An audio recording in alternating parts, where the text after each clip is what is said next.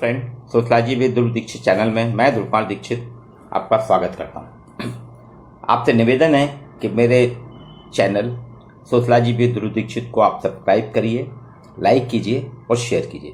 इसमें समाजशास्त्र का ये चैनल है। समाजशास्त्री मुद्दों के साथ साथ समसामयिक मुद्दों पे भी हम चर्चा करते हैं। उसी दौर में आज हम आपको के साथ चर्चा करेंगे डिजिटल चुनौतियाँ की। जी हाँ, अभी मैंने जबलपुर के राज एक्सप्रेस में एक लेख पढ़ा, 6 सितंबर का है ये। संजय द्विवेदी, प्रोफेसर संजय द्विवेदी हैं, आप डायरेक्टर हैं, महानिदेशक हैं भारतीय जनसंचार संस्थान नई दिल्ली में। उन्होंने कुछ शिक्षकों के बारे में लिखा है, डिजिटल चुनौतियाँ।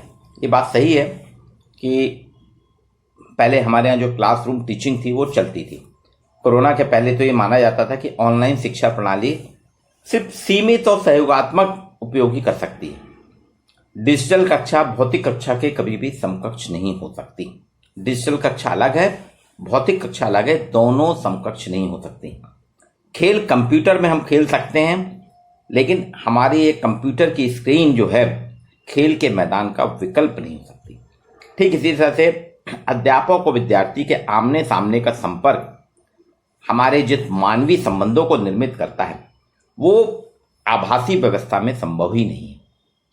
लेकिन 25 मार्च 2020 को कोरोना वायरस के कारण भारत को भी लॉकडाउन लगाना पड़ा और पूरा वर्ल्ड एक ऐसे मुकाम पे आ गया, एक ऐसे मोड़ पे आके खड़ा हो गया कि इसने सबकी गति को थाम दिया। भागते दौड़ते शहर, इंडस्ट्री सब बंद हो गई। ट्रेन, भारत के इतिहास में पहली बार ट्रेन के चक्के भी थम गए, रोक दिए गए और महीनों नहीं चले। दूसरी चीज, शिक्षण जो है, हमारी शिक्षा व्यवस्था बहुत गंभीर दौर में आ गई थी। बच्चे खुश थे, छोटे बच्चे, छुट्टी हो गई, स्कूल नहीं जाना पड़ेगा। बड़े बच्चे चक्कर में थे कि हमारी परीक्षा कैसे होगी, क्योंकि चलती हुई परीक्षा रोक दी गई थी, क्या होगा। सामाजिक दूरी का बात की जा रही थी, लोग आग मिलेंगे जुलेंगे नहीं, दूरी रखेंगे, सब चीज दूर दूर हो रही थी। अभिभावक, पेरेंट्स परेशान थे कि हम ये जो बच्चे धमा चौकड़ी करते हैं, 7-8 घंटे स्कूल कॉलेज में रहते हैं, अभी पूरे टाइम घर में ही रहेंगे बिना किसी काम के, हम इनको संभालेंगे कैसे, इन काम क्या करेंगे। लेकिन इसी दौर में ऑनलाइन क्लासेस की बात हुई और आपको जानकर ताज्जुब होगा, सिर्फ साल भर के अंदर भारत ने ऑनलाइन शिक्षा की नई और चुनौतीपूर्ण जो थी, नई और चुनौतीपूर्ण जो दुनिया थी, उसमें आवश्यकता, आविष्कार या नवाचार जो भी कहें, भारत नंबर 1 पे आ गया। भारत के शिक्षा विशेषज्ञ लंबे समय से कह रहे थे कि ब्लैक बोर्ड और चौक की जगह स्क्रीन और कीबोर्ड की सिफारिश करते आ रहे थे कि इसका उपयोग करना चाहिए। लेकिन हम इस दिशा में आगे बढ़ ही नहीं पाए थे। सिर्फ एडमिशन फॉर्म भरने की बात हो रही थी, इतना तक हो पाया था। टीचिंग में हम नहीं आ पा रहे थे। लेकिन धन्यवाद कोरोना को देना चाहिए कि कोविड-19 के दौर में भारत में डिजिटल शिक्षा को एक नया आयाम मिला और आज जब सोशल डिस्टेंसिंग एक नियम बन गया है, कक्षाओं में शारीरिक निकटता ने जानलेवा खतरा पैदा कर दिया है। ये तो बधाई की बात है हमारी सरकार कि उसने 100 करोड़ लोगों का वैक्सीनेशन कर दिया। 16 जनवरी से स्टार्ट हुआ था और आप सोच सकते हैं कि अक्टूबर खत्म नहीं हुआ, 21 अक्टूबर को 100 करोड़ लोगों को वैक्सीनेशन हो गया, जिससे कि खतरा थोड़ा कंट्रोल हो गया, नियमित हो गया। स्कूल और शिक्षक सभी ऑनलाइन पढ़ाई के दौर में शामिल होने की तैयारी कर रहे थे। शिक्षा के शब्दकोश में हमारे जो एजुकेशन की डिक्शनरी है, एजुकेशनल डिक्शनरी, उसमें डेस्क, कुर्सी, पेंसिल की जगह तेजी से कंप्यूटर, इंटरनेट कनेक्टिविटी ले रही थी। अब आप सोच नहीं सकते हैं, इसी दौर में यूपी में, उत्तर प्रदेश के गोरखपुर में पंडित दीनदयाल उपाध्याय विश्वविद्यालय है। गोरखपुर में पंडित दीनदयाल उपाध्याय विश्वविद्यालय है। आप सोचिए, मात्र 6 महीने में विश्वविद्यालय के पोर्टल पे यहाँ के शिक्षकों ने दिन रात मेहनत करके 2192 ऑडियो वीडियो लेक्चर अपलोड किए हैं। समाजशास्त्र विभाग में मेरे एक मित्र थे, मानवेंद्र सिंह, डॉक्टर मानवेंद्र सिंह, उनके बहुत वीडियो हैं। आज वो कोरोना के कारण ही हमारे बीच में नहीं है, लेकिन उनके वीडियो, उनकी आवाज़, उनके थॉट, उनके विचार आज भी जीवंत हैं। और इनके गोरखपुर यूनिवर्सिटी के जितने भी वीडियो 2192 वीडियो की बात कर रहा हूँ, ऑडियो वीडियो लेक्चर जो है, प्रत्येक वीडियो को लगभग 1 लाख से ज्यादा छात्रों ने देखा है। इन शिक्षकों में से अधिकतर ने अपने अध्यापन काल में कभी भी इस तरह की टेक्निक का प्रयोग ही नहीं किया था, टेक्नोलॉजी का उपयोग नहीं करा था। लेकिन डिजिटल शिक्षा की तरफ बढ़ते भारत की ये पहली आर्ट थी। हमारे जबलपुर में भी मेरे खुद 500 से अधिक वीडियो अपलोड हैं चैनल में। मैंने भी कोरोना काल में ही स्टार्ट करा था, अप्रैल से चालू किया था, और समाजशास्त्र के first year second year MA के सभी कक्षाओं में और खास समाजशास्त्रियों के अपने वीडियो अपलोड करता जा रहा हूँ। 500 के लगभग वीडियो हुए। यहीं पे स्थानीय नवी कॉलेज में कॉमर्स के प्राध्यापक है मेरे मित्र डॉक्टर संजय तिवारी जी, उनके भी 250-300 वीडियो कॉमर्स से जुड़े। कॉमर्स में टेक्निक थी पूरी, सांख्यिकी के गणित करना, इनकम टैक्स बताना, टैक्सेशन बताना, ये सारी चीज आ गई। अमरकंटक में इंदिरा गांधी जनजाति केंद्रीय विश्वविद्यालय में कॉमर्स के सहायक प्राध्यापक डॉक्टर विजय कुमार दीक्षित ने भी इसमें अनंत यात्रा यूट्यूब चैनल के माध्यम से शैक्षणिक गतिविधियों को प्रोत्साहित कर रहे हैं। उनके भी बहुत से वीडियो इसमें अपलोड हैं। तो आप देखिए धीरे धीरे सब जगह टेक्नोलॉजी का प्रयोग शिक्षक करने लगे। हम लोगों ने कभी मोबाइल चलाना हमारे लिए उतना आसान नहीं था, हम मोबाइल की टेक्नोलॉजी नहीं जानते थे, मोबाइल को उतना अपडेट नहीं कर पाते थे। लेकिन आज हम रोज एक नए शैक्षणिक वीडियो दे रहे हैं। तो ये सारी चीजें, कंप्यूटर कनेक्टिविटी हमारे साथ जुड़ गई है। डेस्क, कुर्सी, पेंसिल की जगह कंप्यूटर और इंटरनेट की कनेक्टिविटी। ऑनलाइन शिक्षा का मतलब अब सिर्फ डिलीवरी मॉडल बदलना नहीं है, टेक्नोलॉजी का इस्तेमाल करके, जो वर्तमान टेक्नोलॉजी है उसको यूज करके शिक्षक अवधारणाओं को असरदार ढंग से समझाते हुए पढ़ाई को ज्यादा दिलचस्प बना सकते हैं। इसमें मैं धन्यवाद दूंगा मध्य प्रदेश के उच्च शिक्षा मंत्री डॉक्टर मोहन यादव जी को, उनके उच्च शिक्षा विभाग के अधिकारियों की उससे एक फैकल्टी डेवलपमेंट प्रोग्राम 7 दिन का करा। उन्होंने 5 फैकल्टी डेवलपमेंट प्रोग्राम करके इस बीच में लगभग प्रदेश के शासकीय, अशासकीय, अतिथि, विद्वान सभी को मिला के सबको मौका दिया और 2000 से अधिक शिक्षकों को फैकल्टी डेवलपमेंट प्रोग्राम में टेक्नोलॉजी से रूबरू कराया। और उनके पोर्टल पे नई राष्ट्रीय शिक्षा नीति जो अभी आई है, राष्ट्रीय शिक्षा NEP 2020, उसके साथ सिलेबस का भी निर्माण करा और नए पाठ्यक्रम के अनुरूप वो कंटेंट, वीडियो, लेक्चर सब अपलोड करा रहे हैं। और उनका पूरा प्रयास है कि 15 नवंबर से फर्स्ट ईयर के, चाहे वो साइंस हो, आर्ट्स हो, कॉमर्स हो, होम साइंस हो, सभी पाठ्यक्रम के हर यूनिट के हर लेसन पे वीडियो आपको उच्च शिक्षा विभाग की वेबसाइट पे उपलब्ध मिलेंगे। ये देखिए, ये होता है टेक्नोलॉजी का कमाल। लेकिन आप सोचिए, आज जो हम कह रहे थे ना, कई लोग विरोध कर रहे थे टेक्नोलॉजी, अभी भी बहुत से लोग कहते हैं इससे कुछ नहीं होगा, क्लासरूम भौतिक शिक्षा ही अलग होती है, क्लासरूम टीचिंग ही है। लेकिन आप देखिए, इसमें होता है कुछ विश्लेषण हुए, टेक्नोलॉजी और डेटा हमको फीडबैक देता है। हम विश्लेषण कर सकते हैं कि छात्र क्या चाहता है, उसके सीखने का पैटर्न क्या है। इसके आधार पर हम छात्र की जरूरत के हिसाब से तैयारी करते हैं। अमेरिकन इंस्टीट्यूट फॉर रिसर्च की एक रिपोर्ट है, वो कहता है आमने सामने की जो क्लासरूम टीचिंग होती है उसमें बच्चा 8 से 10% ही बातें याद रख पाता है। और ई लर्निंग जो आभासी है, इसमें याददाश्त जो है बढ़कर 25 से 60% हो गई है। सोचिए, 8 से 10 और अब 25 से 60%। टेक्नोलॉजी छात्र को सीखने के लिए प्रेरित करती है, मोटिवेट करती है।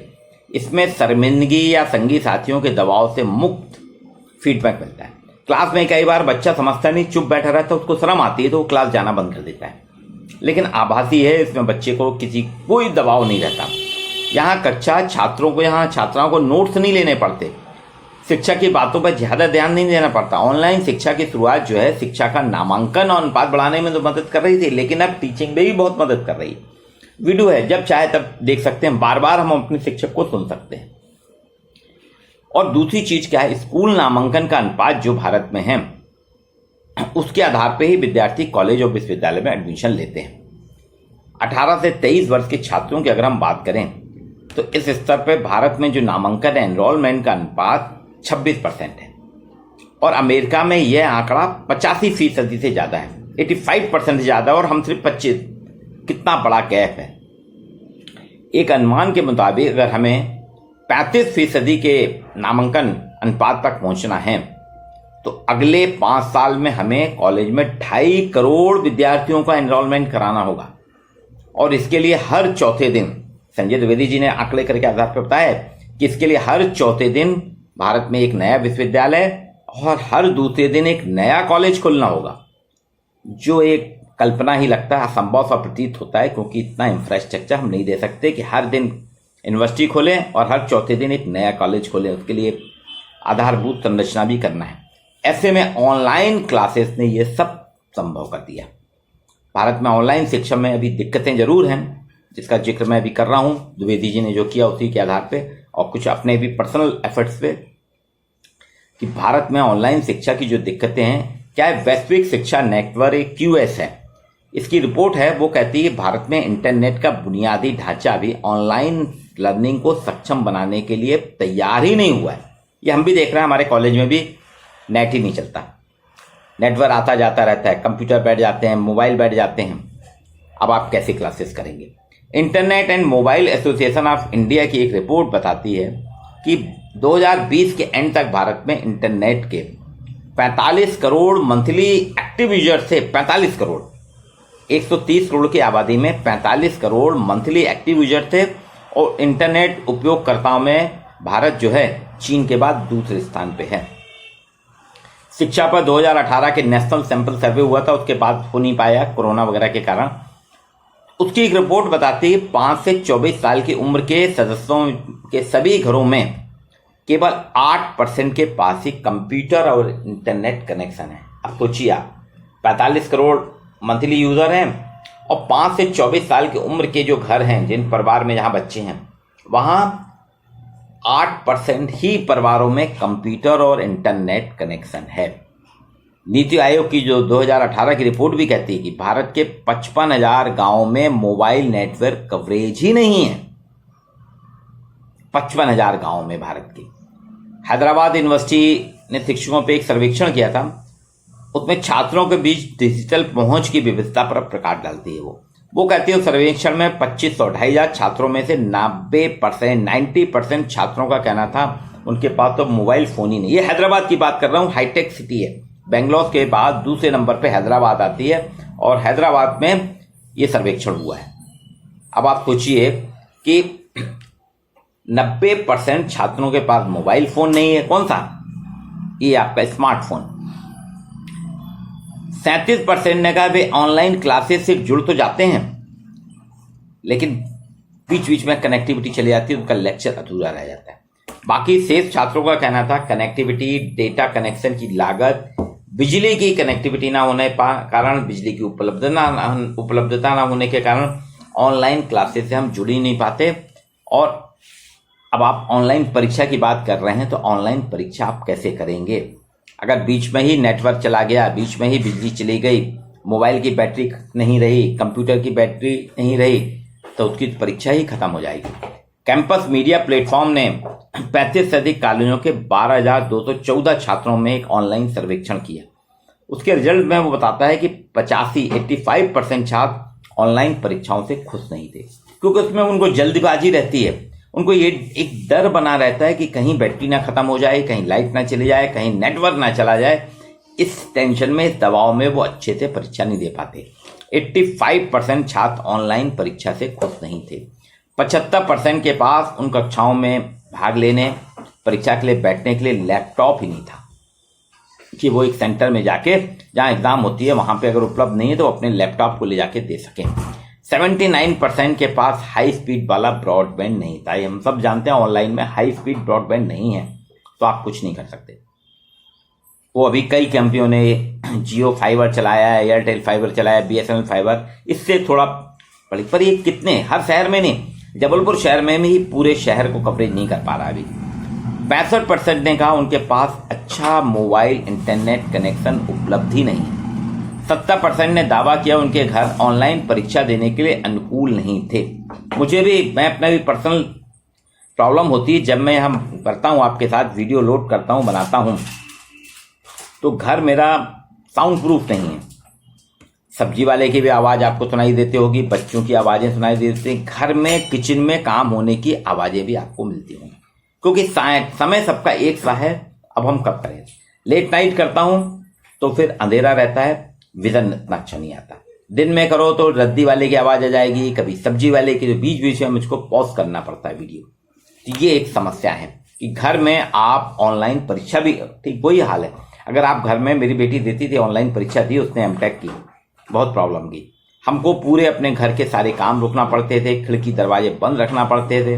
अब खिड़की दरवाजे बंद रख के फिर उसमें परीक्षा, एक दबाव में वो परीक्षा उसने दी है। तो सरकार इस दिशा में, सरकार को प्रयास करना होंगे। नेशनल ऑप्टिकल फाइबर नेटवर्क जिसे अब भारत नेटवर्क कहा जाता है, उसका उद्देश्य है 40,000 करोड़ से अधिक लागत से देश की सभी 2.5 लाख पंचायतों, 2,50,000 पंचायतों को आपस में जोड़ना। ये सब 2.5 लाख पंचायतें हैं, जब हमारी आपस में जुड़ जाएंगे तो यहाँ के विद्यार्थी आपस में, उनकी कनेक्टिविटी हो जाएगी। और भारत नेट के माध्यम से सरकार की एक और योजना है कि प्रत्येक ग्राम पंचायत में न्यूनतम 100 Mbps बैंडविड्थ प्रदान करने की योजना। जो नेटवर्क है इंटरनेट का है, वो 100 Mbps बैंडविड्थ प्रदान करना है। वो बैंड रहती है उनकी अलग अलग, बैंडविड्थ जो रहती है 100 Mbps की देने की योजना बना रही है, जिससे ऑनलाइन सेवाओं को ग्रामीण भारत में हर व्यक्ति की पहुंच तक पहुंचा दिया जाए। हर व्यक्ति ऑनलाइन सेवा की पहुंच में या उसके दायरे में आ जाए। अब इस नेटवर्क को स्थापित करने का कार्य पूरा हो जाने के बाद इसके लिए जो संरचना है वो एक राष्ट्रीय संपत्ति तो जरूर बन जाएगी, जिसमें नवाचार भी होंगे, टेक्नोलॉजी का विकास भी होगा।